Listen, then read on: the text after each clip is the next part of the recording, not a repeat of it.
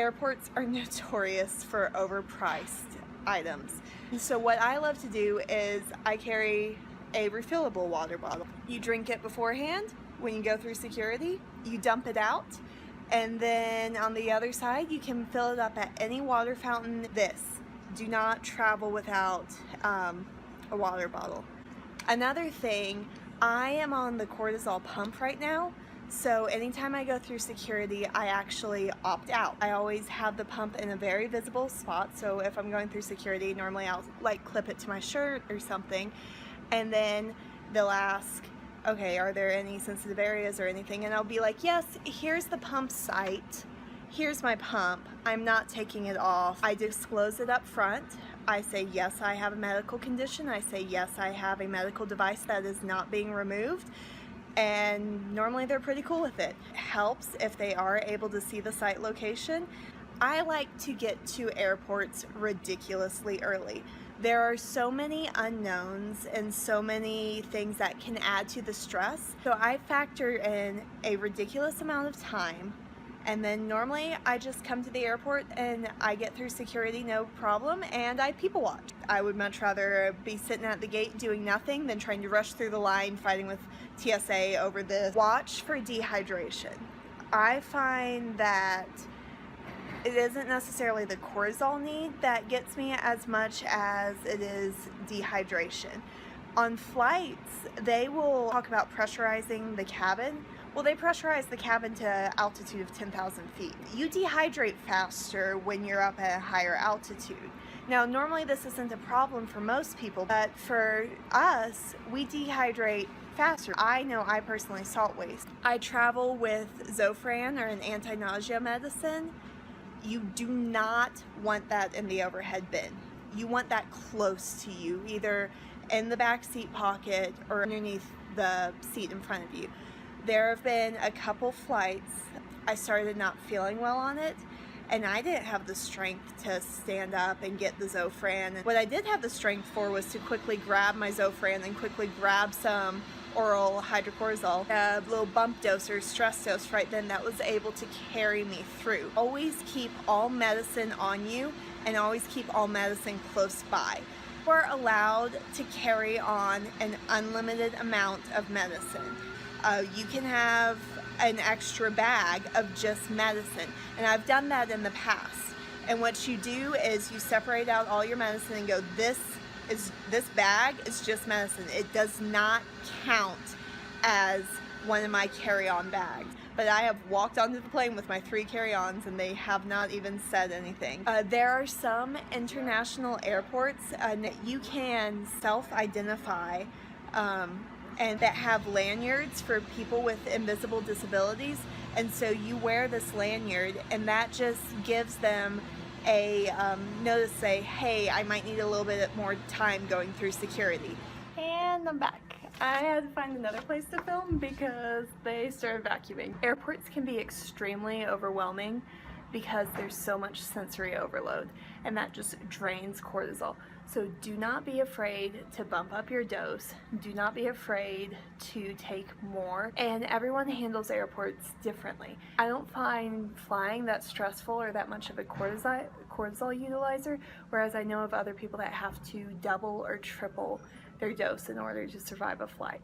I get by with a little bit extra. The bigger issue for me is dehydration. So I have to be so proactive about hydrating. The reason why I stress this so much is I have actually also had to receive IV fluids at the airport, and that was also why it's so important to have the Zofran in reach. I was too dehydrated to leave the airport. Luckily, they had a sick bay and they were able to start IV fluids right then and there. It also taught me another trick. If y'all have mobility issues, or even if just the thought of airports overwhelm you, you can request wheelchair assistance. And there is no shame in doing that.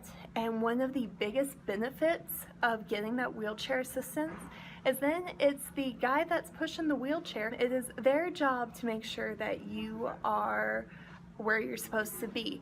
And so if you get that sensory overload and overwhelmed and can't navigate the airport, request that wheelchair assistance and be chauffeured to your spot. I have done that a couple times on international flights where I've just not been feeling well. That wheelchair guy, oh, he got us to the fast taxi line. He sped us through customs. He knew the system because he's in it day in and day out. Always make sure you have your medical alert bracelet on. You can see that I actually have two. I carry this one that says alert, steroid dependent, and then there's information on my road ID. Wear that at all times. And if you are feeling nervous or apprehensive about flying, talk to the flight attendant. Let your condition be known. They are there to help you, but if you need them to bring you extra water, if you need them to bring you some snacks, they want to help you. On longer flights, get compression stockings. Y'all have EDS or other mobility issues, get up and stretch, walk around, don't just sit there. I love aisle seats because one, if anyone in my row has to get up and go to the bathroom, that forces me to stand up. And two, I can easily get to the aisle and I can sometimes pace, and I'll do that on the longer flights. There are a couple different ways to approach the timing of meds. With the cortisol pump, it is very nice because whatever time that my pump says it is, that's what time my body thinks it is, because my rates are programmed to the 24-hour circadian rhythm. So if I tell my body that, or if I tell the pump that 7 a.m., my body thinks it's 7 a.m. and I'm going to start craving pancakes. Before I was on the pump, how I would manage the long flights, I guess I would double dose.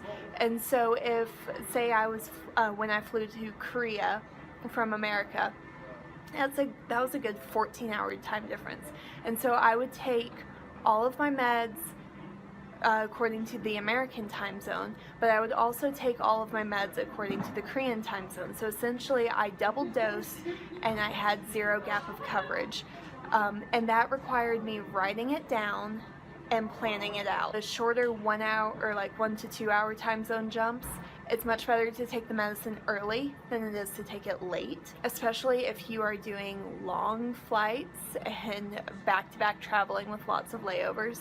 And what you do is you just take 5 milligrams or 10 milligrams or 20 milligrams, whatever your body needs, you take it according to a clock. So take it every hour or every 30 minutes, or if you're feeling really bad, you take it every 20 minutes.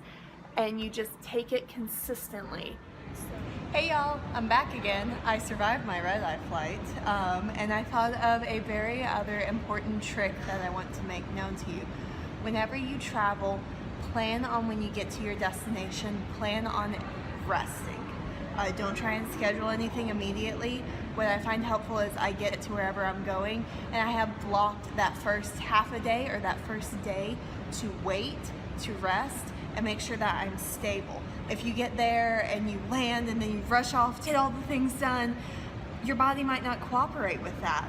And then you're feeling guilty, then you're feeling let down, then you're feeling frustrated that you're diseased. And when I get to wherever I am staying, after I get back from the airport, I plan on resting. For me, it's anywhere 4 to 8 hours. It will depend on, for you, your body, how you handle travel.